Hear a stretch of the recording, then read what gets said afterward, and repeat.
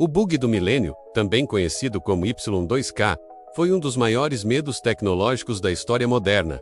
E, para entender o que realmente aconteceu, precisamos voltar muitas décadas no tempo antes da virada do ano 2000, quando os computadores ainda ocupavam salas inteiras, custavam milhões de dólares, e tinham capacidades extremamente limitadas se comparadas às de hoje. Nas décadas de 1950, 1960 e 1970, a memória dos computadores era um recurso extremamente caro. Cada byte economizado fazia diferença, e por isso, os programadores buscavam qualquer forma possível de reduzir o tamanho dos dados armazenados. Uma dessas soluções foi representar os anos usando apenas 2 dígitos. Em vez de registrar 1968 como 1968, os sistemas registravam apenas 68. Na época, isso parecia completamente lógico, já que ninguém imaginava que aqueles sistemas continuariam em funcionamento por tantas décadas. O problema é que essa decisão técnica, aparentemente simples e inofensiva, carregava uma bomba relógio silenciosa. Quando o ano mudasse de 1999 para 2000, os computadores não entenderiam 00 como 2000,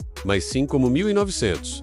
Isso poderia fazer com que sistemas calculassem datas incorretas, gerassem erros em cálculos financeiros, apagassem registros, interrompessem serviços essenciais e causassem falhas imprevisíveis. Durante muitos anos, ninguém se preocupou com isso. Os sistemas funcionavam normalmente, as empresas cresciam, governos digitalizavam seus processos e o mundo passava a depender cada vez mais de computadores. Bancos, hospitais, companhias aéreas, sistemas de energia, telecomunicações, usinas nucleares e até equipamentos militares utilizavam softwares antigos, muitos deles escritos em linguagens como COBOL, que ainda hoje sustentam sistemas críticos. Foi apenas no final da década de 1980 e início dos anos 1990 que alguns especialistas começaram a perceber a gravidade do problema. Eles alertavam que, se nada fosse feito, a virada do milênio poderia causar um colapso tecnológico global. No início, esses avisos foram ignorados ou subestimados. Muitos executivos não queriam investir milhões para corrigir um problema que ainda não existia de forma visível. Com o passar do tempo, a preocupação começou a crescer. Relatórios técnicos passaram a circular, auditorias foram realizadas, e testes revelaram falhas reais em sistemas que não conseguiam lidar com datas. Após 31 de dezembro de 1999, a mídia começou a divulgar o tema. E o que antes era uma questão técnica passou a se transformar em um medo coletivo. Governos do mundo inteiro entraram em estado de alerta. Os Estados Unidos criaram comissões especiais para lidar com o Y2K. Países da Europa, Ásia e América Latina seguiram o mesmo caminho. Empresas gastaram bilhões de dólares revisando linhas e mais linhas de código, substituindo sistemas antigos, contratando programadores aposentados que ainda sabiam trabalhar com tecnologias ultrapassadas. O medo não era apenas teórico. Especialistas temiam que bancos perdessem registros financeiros, que caixas eletrônicos parassem de funcionar, que aviões não pudessem decolar, que sistemas de controle de tráfego aéreo falhassem e até que usinas de energia entrassem em colapso. Havia rumores de que elevadores poderiam travar, sistemas hospitalares desligar e redes de água e esgoto parar de operar. À medida que o ano 2000 se aproximava, o pânico aumentava. Programas de televisão, jornais e revistas exploravam cenários apocalípticos. Algumas pessoas começaram a estocar comida, água, combustível e dinheiro em espécie. Igrejas falavam sobre o fim dos tempos. Teorias da conspiração se espalhavam rapidamente, dizendo que o bug do milênio seria o colapso final da civilização moderna. Empresas de tecnologia viam o problema de forma mais pragmática. Para elas, o Y2K era um enorme desafio técnico e também uma oportunidade de negócios. Contratos milionários foram assinados para a revisão de sistemas, testes de estresse e planos de contingência. O mundo nunca havia investido tanto dinheiro apenas para evitar que algo desse errado. Os testes começaram a ser feitos em ambientes controlados. Muitos sistemas realmente falhavam ao avançar a data. Outros funcionavam parcialmente. Alguns apresentavam erros graves, enquanto outros apenas exibiam datas incorretas. Isso confirmava que o risco era real, mas também mostrava que nem tudo entraria em colapso de uma vez. Enquanto isso, governos preparavam planos de emergência, geradores de energia foram testados, hospitais reforçaram equipes, bancos limitaram operações de risco e forças armadas entraram em prontidão. Tudo isso para um evento que duraria apenas alguns segundos. A virada da Mahanoid de 31 de dezembro de 1999 para 1º de janeiro de 2000. Quando o grande dia finalmente chegou, o mundo inteiro parou para observar. A cada fuso horário, os relógios avançavam para o ano 2000, primeiro na Austrália, depois na Ásia, Europa, África e, por fim, nas Américas. Jornalistas transmitiam ao vivo, especialistas analisavam dados em tempo real e milhões de pessoas aguardavam apreensivas. E então, algo inesperado aconteceu. Praticamente nada. Não houve colapso global. Não houve apagão generalizado. Os aviões continuaram voando, os bancos continuaram operando e os sistemas essenciais permaneceram funcionando. Alguns erros pontuais aconteceram, como relógios marcando datas erradas, falhas em impressoras, pequenos sistemas fora do ar e problemas em equipamentos específicos, mas nada próximo do caos previsto. Isso levou muitas pessoas a acreditarem que o bug do milênio foi apenas um grande exagero ou até uma farsa criada para movimentar dinheiro. Mas essa interpretação ignora um fator fundamental. O problema não aconteceu justamente porque bilhões de dólares foram investidos para evitá-lo. O sucesso do Y2K foi paradoxalmente o motivo pelo qual ele pareceu um fracasso como ameaça. O mundo se preparou, corrigiu sistemas, testou cenários e criou planos de contingência. O desastre não ocorreu porque foi prevenido. O bug do milênio se tornou um dos maiores exemplos da história de como um problema invisível pode ser extremamente perigoso e também de como a prevenção pode salvar sistemas inteiros sem que a maioria das pessoas perceba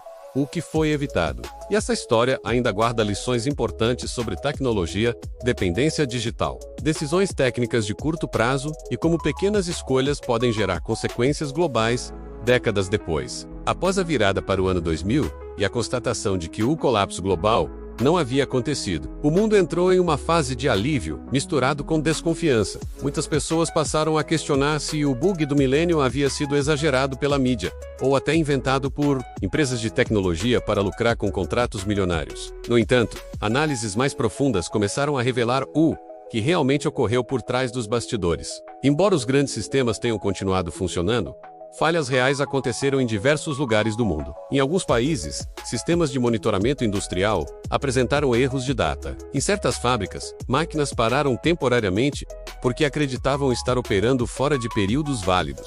Em hospitais, alguns equipamentos médicos registraram datas incorretas, o que exigiu correções manuais. Bancos relataram pequenos erros em extratos, juros e vencimentos, mas conseguiram corrigir rapidamente. Um dos casos mais conhecidos ocorreu em uma usina nuclear no Japão, onde sistemas secundários de monitoramento falharam. Embora os sistemas principais de segurança tenham permanecido intactos, em alguns satélites, houve necessidade de ajustes manuais. Em prisões de determinados países, sistemas administrativos calcularam penas de forma incorreta, exigindo revisão humana. Nada disso causou tragédias, mas demonstrou que o problema existia de fato. O custo global para corrigir o bug do milênio é estimado entre 300 bilhões e 600 bilhões de dólares. Esse valor inclui reprogramação de sistemas, substituição de equipamentos, testes, auditorias, planos de contingência e treinamento de pessoal. Só o governo dos Estados Unidos gastou dezenas de bilhões de dólares, enquanto grandes bancos e empresas de energia investiram valores semelhantes. Individualmente, grande parte desse dinheiro foi destinada à revisão de códigos antigos, muitos escritos em linguagens que já não eram ensinadas com frequência, como COBOL, Fortran e Assembly. Isso fez com que programadores aposentados fossem chamados de volta ao mercado, recebendo salários altíssimos para corrigir sistemas críticos. Em alguns casos, um único erro de data poderia causar prejuízos milionários. Com o passar dos anos, o bug do milênio passou a ser estudado como um fenômeno social, além de tecnológico. Ele mostrou como o medo coletivo pode se espalhar rapidamente, principalmente quando envolve algo invisível para a maioria das pessoas. Também revelou o quanto a sociedade moderna depende de sistemas que poucos realmente entendem. Outro ponto importante é que o Y2K ensinou uma lição valiosa sobre planejamento de longo prazo. Decisões técnicas feitas para economizar recursos no passado acabaram gerando custos imensos no futuro. O uso de 2 dígitos para representar anos parecia inofensivo, mas se tornou um problema global décadas depois. Esse mesmo tipo de risco ainda existe hoje em diversos sistemas modernos. Após o ano 2000, especialistas começaram a alertar sobre novos problemas semelhantes, como o chamado bug do ano 2038, que pode afetar sistemas baseados em tempo Unix. Esse bug ocorre porque alguns sistemas armazenam o tempo como o número de segundos desde 1º de janeiro de 1970, usando um número inteiro limitado. Quando esse limite for ultrapassado, em 2038, sistemas podem voltar a marcar datas incorretas. Além disso, o Y2K deixou claro o perigo da dependência excessiva de sistemas legados. Muitos governos e empresas continuam utilizando softwares antigos porque substituí-los é caro, arriscado e complexo. No entanto, quanto mais tempo esses sistemas permanecem ativos, maior é o risco de falhas inesperadas no futuro. O bug do milênio também marcou um ponto de virada na forma como o mundo encara segurança digital e confiabilidade tecnológica. A partir dele, testes do estresse, auditorias de código e planos de contingência passaram a ser mais valorizados. Empresas perceberam que prevenir falhas é muitas vezes mais barato do que lidar com as consequências de um desastre. Para o público em geral, o Y2K deixou uma sensação ambígua.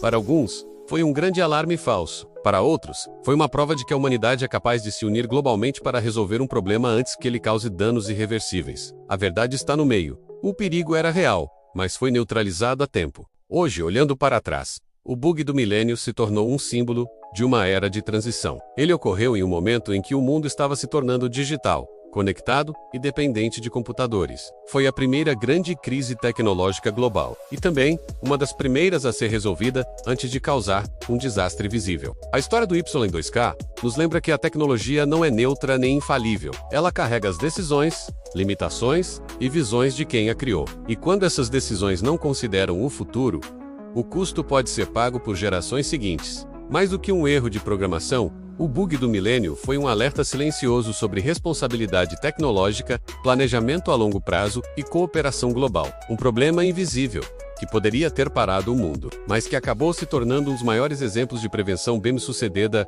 da história moderna. E assim, o bug do milênio entrou para a história não como o fim do mundo anunciado, mas como a prova de que às vezes o maior sucesso é quando nada acontece. À medida que o tempo passou e o bug do milênio deixou de ser manchete, o mundo seguiu em frente. Mas as marcas daquele episódio permaneceram silenciosamente gravadas na história da tecnologia. O ano 2000 não foi o fim do mundo, mas foi um lembrete poderoso de que a civilização moderna depende de sistemas invisíveis, frágeis e altamente complexos. O que tornou o bug do milênio tão singular não foi apenas o problema técnico em si, mas o fato de que ele expôs algo que poucas pessoas percebiam. Praticamente tudo ao nosso redor funciona com base em códigos escritos por seres humanos, cheios de limitações, atalhos e suposições. Uma simples escolha feita décadas antes, para economizar espaço de memória, quase se transformou em um risco global. O Y2K mostrou que a tecnologia não falha apenas por ataques, vírus ou sabotagens, mas também por envelhecimento. Sistemas envelhecem,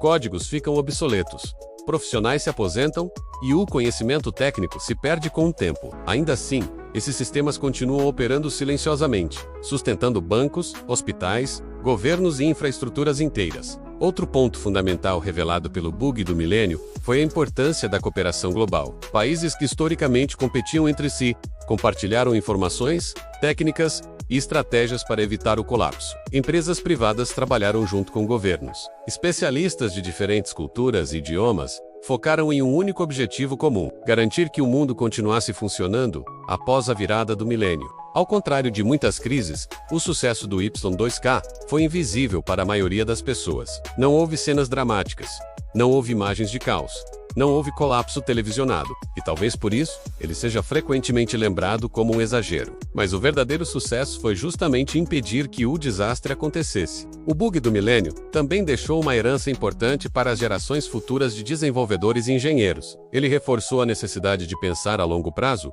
de documentar sistemas, de criar padrões mais robustos e de assumir que a tecnologia criada hoje pode permanecer ativa por décadas. Vivemos atualmente uma era ainda mais dependente de tecnologia do que em 2000. Inteligência artificial, computação em nuvem, sistemas automatizados, carros autônomos, algoritmos financeiros e infraestruturas digitais controlam partes essenciais da vida moderna. E, assim como no passado, muitas decisões técnicas estão sendo tomadas agora, sem total clareza sobre suas consequências futuras. O bug do milênio nos ensina que não existe tecnologia simples quando ela se torna global. Pequenos erros podem se amplificar em escala planetária. E soluções eficazes exigem não apenas conhecimento técnico, mas responsabilidade, comunicação e visão de futuro. Ao olhar para trás, o Y2K não deve ser lembrado como uma piada ou um medo irracional, mas como um aviso de que o progresso tecnológico precisa caminhar lado a lado com planejamento, ética e manutenção contínua. Ignorar isso é repetir os mesmos riscos, apenas com tecnologias diferentes. No fim das contas, o bug do milênio não foi o dia em que o mundo quase acabou. Foi o dia em que o mundo percebeu o quanto depende de códigos invisíveis e o quanto precisa cuidar deles. E talvez a maior lição deixada por aquele momento seja simples, mas profunda. O futuro não quebra de repente. Ele começa a falhar lentamente, linha por linha, decisão por decisão, até que alguém perceba a tempo de corrigir. Esse foi o bug do milênio, um problema que quase ninguém viu acontecer, justamente porque foi resolvido antes de acontecer. E essa é a razão pela qual ele jamais deve ser esquecido. Se gostou desse vídeo, se inscreva no canal e curta a página.